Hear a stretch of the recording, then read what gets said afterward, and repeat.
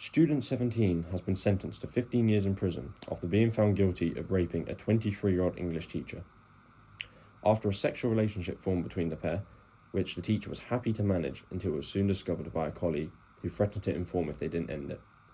The student, who was captain of the college football and cricket teams, was labelled by Judge Robert Trinder as a predatory, intrinsically evil young man who is always determined to get his way, even at the expense of others. The A-star student went to the teacher's house one last time before she ended the relationship, which the defendant didn't take very well. Judge Robert Trinder said, "You went to her house that night, determined to sate your sexual lust, and you were not concerned how you went about it. The jury saw and was convinced by police medical evidence which showed that you used the power and strength so evident in your sporting prowess to overpower and subdue her. She might well have been a willing sexual partner on previous occasions, but that did not give you the right to pursue your intentions at the expense of hers.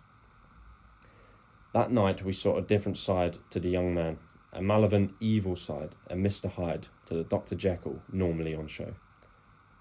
The defendant, however, argued the teacher had consensual sex, but had decided to pursue a claim against him as part of her strategy after their relationship became known.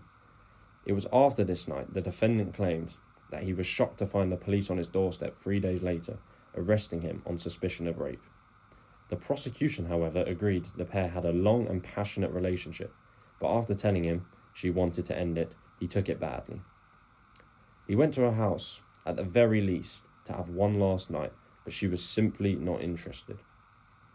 The prosecution argued that although she had been a willing and eager participant in their affair, she considered it over and did not want sex on this occasion.